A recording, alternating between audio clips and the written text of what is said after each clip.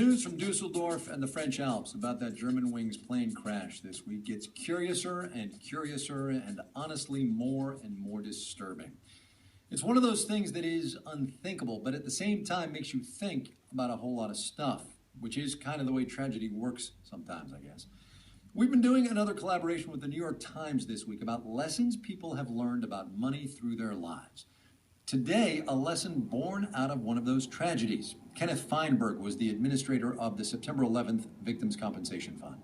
Generally, what I'm asked to do by policymakers, a judge, a president of the United States, an attorney general, a governor, a mayor, after some horrific tragedy, a decision is made to compensate victims.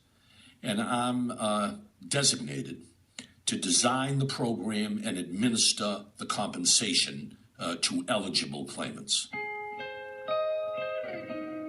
What was the person earning over the course of a lifetime? What about pain and suffering? You try and come up with a formula that will compensate survivors who were injured or the families of those who lost loved ones on 9/11 or BP or General Motors or another tragedy. It is absolutely debilitating. You try and take a deep breath. You've been asked by the President of the United States to do the job and do it right. You're a professional. But unless you have a heart of stone, you can't help but be emotionally caught up in the individual tragedies that you're dealing with. 9/11 taught me that no one escapes life's misfortune, and that sooner or later, life can break your heart. And you had better plan today for the unanticipated tomorrow.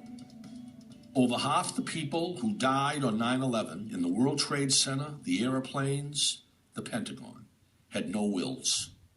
Over half the people who died on 9/11 had no life insurance. I immediately, after 9/11, updated my will. I immediately bought additional life insurance. I immediately brought my family together, my wife, my children, and told them exactly what I wanted done with my estate. In other words, the fatalism that followed in the wake of 9/11 taught me to move and move fast. Everybody should have a will. As one sneaker manufacturer puts it, just do it. Kenneth